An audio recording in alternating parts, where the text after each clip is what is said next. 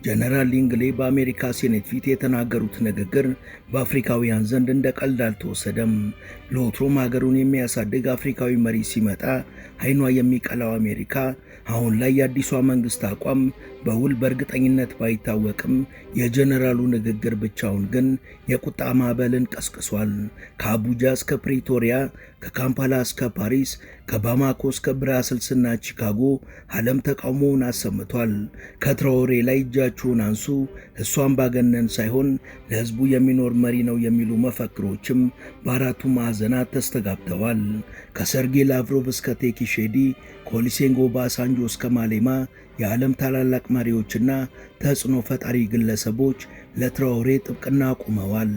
የቡርኪና ፋሶ የደህንነት ሚኒስቴርም በቀጣይ 10 ዓመት ውስጥ ቡርኪና ፋሶን ሙሉ ለሙሉ ለመቆጣጠርና ይህን መንግስታችንን ለማስወገድ ከባድ ኦፕሬሽን ለማድረግ እንደተዘጋጁ መረጃው ደርሶኛል ብሏል። Supporters of Burkina Faso's military leader have called for a mass rally in support of the junta after the government said it had foiled an attempted coup and accused America and France of influencing the country's politics.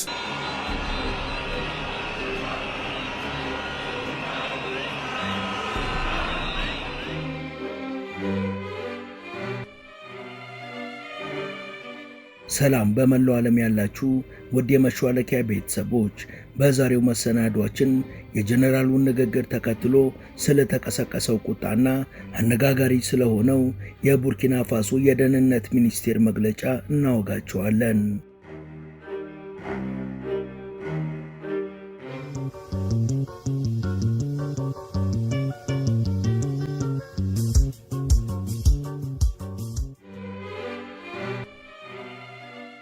የአሜሪካ የአፍሪካ ቤዝ ዋና ኃላፊ የሆኑት ጀነራል ሊንግሌ ከ3 ሳምንት በፊት የአሜሪካ ሴኔት ፊት ሪፖርት አቅርበው እንዲሁም ለተጠየቋቸው የተለያዩ ጥያቄዎች ምላሾችን ሰጥተው ነበር። በወቅቱ ጀነራሉ ስለ አፍሪካ መሪዎችና የየሀገሮቻቸውን አንጡር ሀብት በአግባቡ ስለመጠቀማቸው በተጠየቁበት ወቅት ጀነራሉ ያለአግባብ የትራኦሬን ስም በማንሳት መሰረተ ቢስ የሆነና ከተጨባጩ እውነታ የራቀ ውንጀላን አቅርበዋል። በወቅቱ እሳቸው ከተጠየቁት አንጻር ስማቸውን እየጠሩ መውቀስ የነበረባቸውና ስልጣናቸውን አላግባብ ተጠቅመው የየሀገሮቻቸውን ሀብት የዘረፉ በርካታ መሪዎች ነበሩ። በእሳቸው ጦር እገዛ መፈንቅለ መንግስት ፈጽመው ስልጣን የጨበጡ መሪዎችም ጭምር። በወቅቱ ጀነራሉ የትራኦሬን ስም አንስተው የተናገሩት ንግግር ግን በበርካቶች ዘንድ ተቀባይነት አላገኘም ነበር። Call them out, but Captain Traoré and Burkina Faso, as they know that both, whether it's their gold reserves.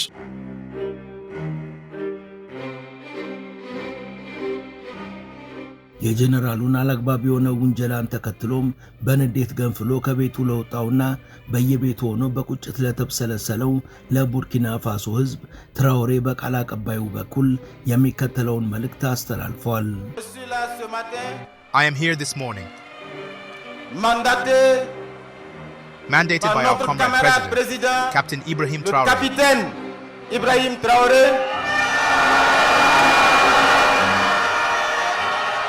ውድ የቡርኪና ፋሶ ሰዎች፣ ዛሬ መልእክት የማስተላልፈው በተወካይ በኩል ሲሆን እንደ መሪ ግን አይደለም። ይልቁንም እንደ ልጃችሁ፣ እንደ ወንድማችሁና እንደ አባት ሆኜ ነው። በቅርብ እንደተሰማው እያደረግን ያለው የሙሉ ነጻነት ጥረትና ያስመዘገብናቸው ለውጦች ያላስደሰቷቸው አካላት የሐሰት ውንጀላ ሰንዝረዋል። ለሰላምና ለዜጎች ስጋት እንደሆንሁም ተገልጿል።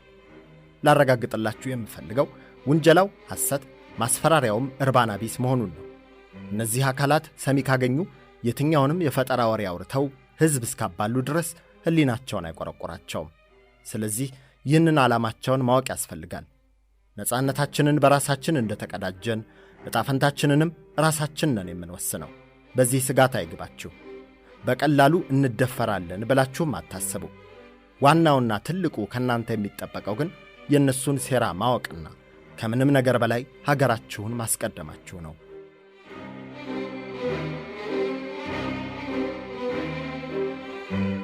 የምዕራባውያን የእጅ አዙር ቅኝ ግዛትና የገዛ ሀብታቸው በእነሱ ተበዝብዞ የበይ ተመልካች ሆነው በችግር መኖራቸው የሚያንገበግባቸው አፍሪካውያንና በመላው ዓለም ያሉ ጥቁሮች እንዲሁም ኢፍትሐዊነትን የሚጠየፉ ነጮች ጉዳዩን በቀላሉ ማለፍ አልወደዱም።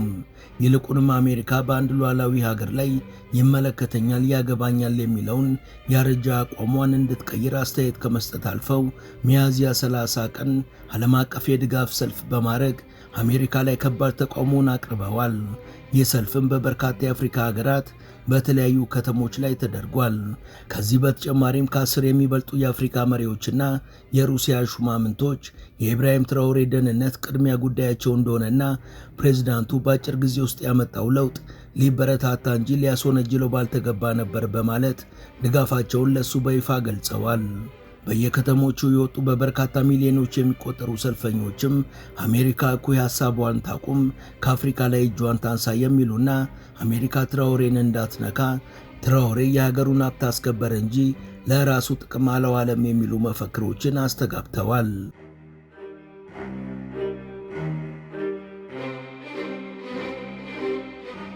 በተጨባጭ ሀገሩን የለወጠ መሪን ለሕዝቡ ስጋት ነው ብሎ መናገር አግባብነት የሌለው ነው በማለት በርካቶችም በማህበራዊ ሚዲያዎች ላይ ዘመቻን ጀምረዋል። የተለያዩ ሐሳቦችንም እያንሸራሸሩ ነው። እንደተለመደው የእነዚህን ሰዎች እንቅስቃሴም ሆነ ዘመቻዎቻቸውን እንደዚሁም የተከናወኑትን በርካታ ሰልፎችን የአውሮፓም ሆነ የአሜሪካ ሚዲያዎች የዘገቡበትን አጋጣሚ አልተመለከትንም። በተቃራኒው መቀመጫውን ህንድ ያደረገው ዊዩን የተሰኘው ዓለም አቀፍ ሚዲያ ግን ለእነዚህ እንቅስቃሴዎች በቂ ጊዜ ሰጥቶ በስፋት ዘግቧል። በአውሮፓ ጎዳናዎች የወጡ ሰላማዊ ሰልፈኞች የየሀገራቸውን ባንዲራ ከቡርኪና ፋሶ ባንዲራና ከትራኦሬ ምስል ጋር ይዘው የወጡ ሲሆን በተለይ በፓሪስ የወጡ ሰልፈኞች የፈረንሳዩን ጠቅላይ ሚኒስቴር ማክሮንን የሚያወግዙና ትራኦሬን የሚደግፉ መፈክሮችን ሲያሰሙ ውለዋል። ይህን ዘመቻ በርካታ የዓለማችን ታላላቅ ግለሰቦችና መሪዎችም የተቀላቀሉ ሲሆን ከቀድሞ የናይጄሪያው መሪ ኦሉሴጉን ኦባሳንጆ እስከ የሩሲያው ጠቅላይ ሚኒስቴር ሰርጌይ ላቭሮቭ፣ ከታዋቂው ፖለቲከኛ ጁልየስ ማሌማ እስከ የዲሞክራቲክ ኮንጎ መሪው ቲኪሼዲ በርካቶች ከትራኦሬ ጎን በመቆም ድምፃቸውን አሰምተዋል። ለወትሮ የምዕራባውያኑ ወዳጅና የእነሱ ቅድ ፈጻሚ የሆኑት የደቡብ አፍሪካው ራማፎዛም በመገናኛ ብዙሃን ብቅ ብለው ድምፃቸውን አሰምተዋል።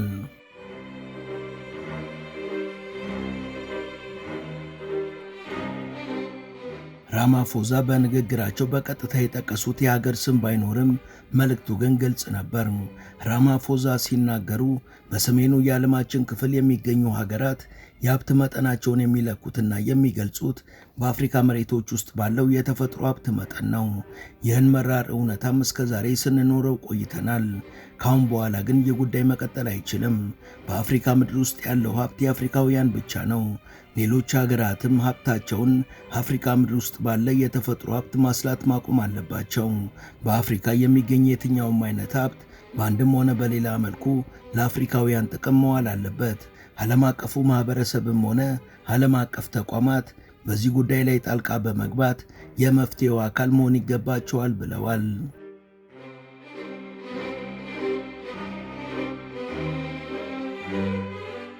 ደቡብ አፍሪካዊው የነጻነት ታጋይና ፖለቲከኛ ጁልየስ ማሌማ በበኩሉ ሁላችንም የትራኦሬ ዘብነን፣ እሱን ነካችሁ ማለት መላው አፍሪካን ነካችሁ ማለት ነው ብሏል። America must never tell us what to do. The same United States which is furious at being cut off from the riches of Burkina Faso cannot tell us what to do. We stand with Captain Traoré. We stand with Traoré because we know. አሜሪካኛን ምን ማድረግ እንዳለብን ልትነግረን አትችልም።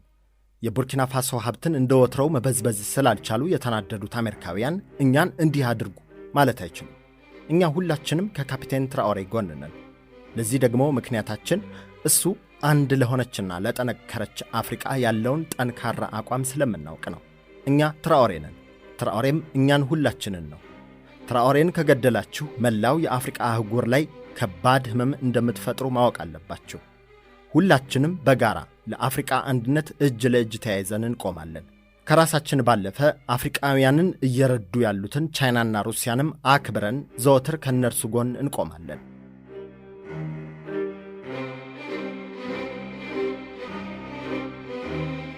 ውድ የመሿለኪያ ቤተሰቦች ተረካችንን እዚህ ድረስ ከተከታተላችሁት ዝግጅታችንን እንደወደዳችሁት እርግጠኞች ነን። ከእናንተ የሚጠበቀው ቻናሉ የበለጠ እንዲያድግ አንድ ጊዜ ሰብስክራይብ ማድረግ ብቻ ነው። እናም ሰብስክራይብ እንድታደርጉ አስታውሰን ተረካችንን እንቀጥል።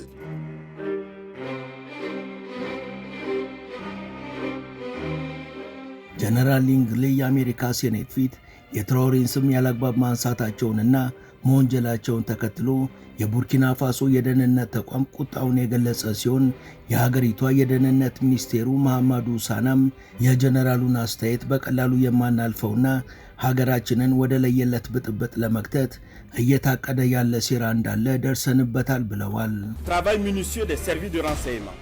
The meticulous work of the intelligence service revealed a major plot being prepared against our country, the ultimate aim of which is to sow total chaos with a view to placing the country under the tutelage of an international organization. እኛ ሀገር ላይ ያነጣጠረ የትኛውንም አይነት ዛቻም ሆነ እኩይ የሆነ ነገር በቀላሉ አንመለከትም። በቅርቡም ባደረግነው ከፍተኛ ምርመራ የውጭ ሀገራት አንድ መንግስታዊ ያልሆነ ተቋምን ተጠቅመው የኛን ሀገር ለማውደምና ሀገሪቷን የሁከት አውድማ ለማድረግ ዝግጅታቸውን እንደጨረሱ ደርሰንበታል። ይህ እቅዳቸው ተሳክቶም ሀገሪቱን መንግስት አልባ ለማድረግ መንቀሳቀስ ጀምረዋል። ከዛም በቀጣይ 10 እና 20 ዓመታት ውስጥ ሀገሪቱን ሙሉ ለሙሉ ዳግም በቁጥጥራቸው ስር ለማስገባት ተሰናድተዋል። ይህን ደግሞ እኛ በቸልታ የማናልፈውና በሚገባ ተዘጋጅተን ማድረግ ያለብንን እናደርጋለን።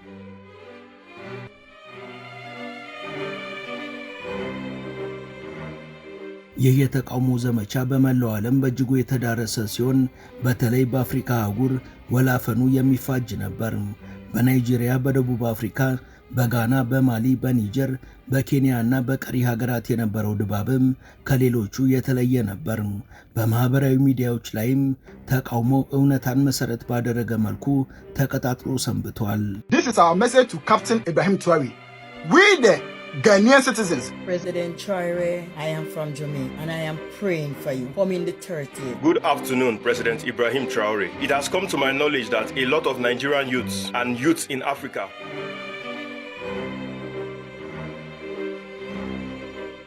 ይህ በእንዲህ እንዳለ ትራኦሬ በዚህ አጭር ጊዜ ውስጥ ሊፈጸም ቀርቶ ከቶም ሊታሰብ የማይችል አንድ ፕሮጀክት ማጠናቀቁ ይፋ ሆኗል። በቡርኪና ፋሶ በምግብ ራስን ከመቻልና የሀገሪቷን ሚሊተሪ ከማጠንከር ጎን ለጎን የበረከቱ የመሰረተ ልማት ስራዎች እየተሰሩ እንደሆነ እውን ነው። ቀደም ሲል በርካታ ትምህርት ቤቶችና ሆስፒታሎች ከመገንባታቸው በተጨማሪ ትምህርት በሁሉም ደረጃ ነፃ እንዲሆን መደረጉንና ዩኒፎርምና የትምህርት ቤት ምገባ አቅርቦትም ስራ መጀመሩን ሰምተን ነበር። አሁን ደግሞ የሀገሪቷ የከተማ ልማት አካል ሆኖ ተጀምሮ የነበረው ለ100,000 አባወራዎች የሚሆኑ 100,000 መኖሪያ ቤቶች ግንባታቸው ተጠናቆ ለቡርኪና ፋሶ ዜጎች በነፃ ሊሰጥ መሆኑን ሰምተናል። እንደዚህ አይነቱን በአፍሪካ ምድር የሚከሰት መልካም ተግባር ከመደበኛው ሚዲያ ማግኘት ህልም ነው። ትራኦሬ ከተለያዩ አቅጣጫ የነበረውን ጫና ተቋቁሞ እንዴት እነዚህን የመሳሰሉ ስኬቶችን ማስመዝገብ ቻለ ብሎ መጠየቅም ጤናማ ነው። የተናገረውን የሚተገብረው ትራኦሬ በአንድ ወቅት በቡርኪና ፋሶ አንድም ዜጋ ከጭንቅላቱ በላይ ጣሪያ ማጣት የለበትም ማለቱ ይታወሳል። እናም እንዳለውም በ2030 ሁሉንም የሀገሪቷን ዜጎች የመኖሪያ ቤት ባለቤት የማድረግ እቅዱን ለማሳካት የተጀመረው የ100,000 ቤቶች ፕሮጀክት ግንባታቸው አልቆ የፊኒሺንግ ሥራ ላይ መሆናቸውን ዴይሊ ዌስት ናይል የተባለው የመረጃ ምንጭ ዘግቧል።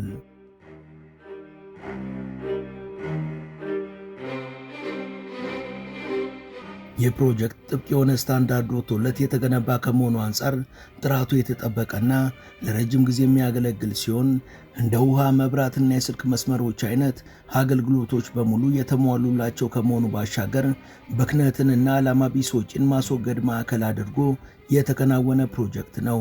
የትራኦሬ መንግስት ከመንግስት ሰራተኞችና ከመካከለኛና ከአነስተኛ የንግድ ተቋማት ይሰበሰብ የነበረውን የገቢ ግብር ያስቀረ ሲሆን እንደዚህ ያሉ ፕሮጀክቶችን ለመገንባትም ገንዘቡን ታዲያ ከየት ያመጣዋል የሚለው ጥያቄን የሚያነሱ በርካቶች አሉ። መልሱ ደግሞ በመንግስት ተቋማትና በባለስልጣናት ይወጡ የነበሩ አግባብ ያልሆኑ ወጪዎችን በመቀነስ የቅንጦት ኑሮን በማስቀረትና ካሉት የተፈጥሮ ሀብቶች የሚገኘውን ገቢ አግባብነት ባለው መልኩ ጥቅም ላይ በመዋል ነው መሰል ፕሮጀክቶችን መገንባት የተቻለው። ከዚህ ሁሉ ዋናውና ቀዳሚው ግን ሙስናና ሌብነትን ማስቀረት በመቻሉ ነው። ይህ ደግሞ ለበርካታ አፍሪካውያን መሪዎች ትልቅ ትምህርት የሚሰጥና ውስን በሆነ ሀብትም ቢሆን ተአምር የሚመስል ስኬትን ማስመዝገብ እንደሚቻል በተጨባጭ ማሳያ የሆነ ነው። በነገራችን ላይ አሜሪካውያንን ጨምሮ በርካታ የውጭ አገር ዜጎችም በወታደራዊ መንግስት መተዳደር እንዲህ ከሆነና ቤትን በነፃና በቀላሉ የሚያስገኝ ከሆነ እኛም የቡርኪና ፋሶ ዜጋ መሆን እንፈልጋለን ብለዋል። If this is how military ruling look like, we need military ruling in all African countries. If this how dictatorship look like, we need dictatorship in all African countries. Yes.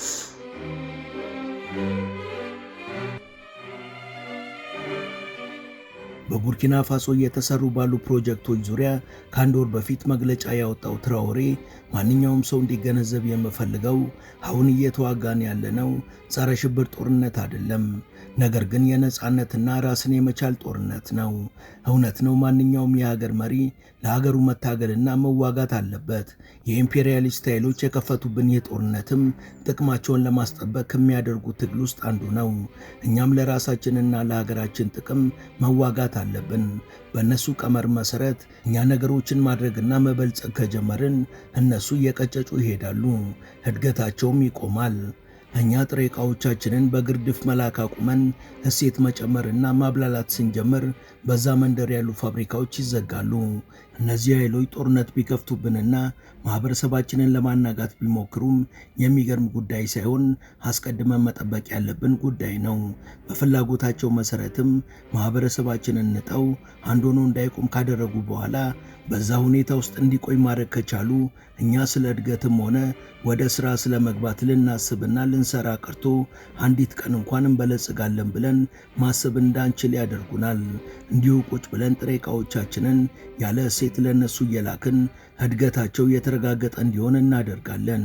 በዚህ መልኩ በድህነትና በኋላ ቀርነት አዙሪት ውስጥ ስንሽከረከር የተራበውና ስራ ያጣው ወጣት ኃይላችን ባህር እያቋረጠ ለመሰደድ ይሞክራል።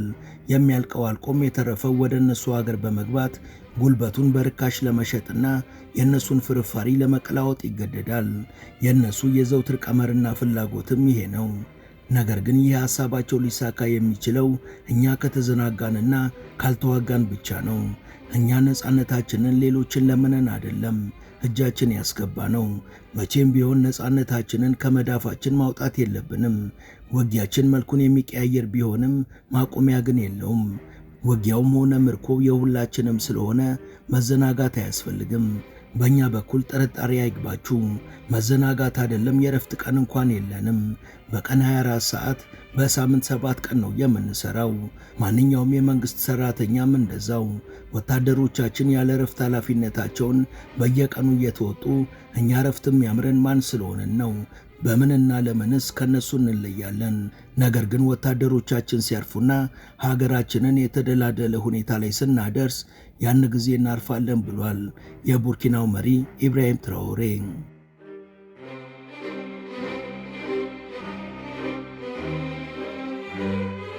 ወደ ቻናላችን ቤተሰቦች ለዛሬ ያሰናዳንላችሁ ይህን ይመስል ነበር።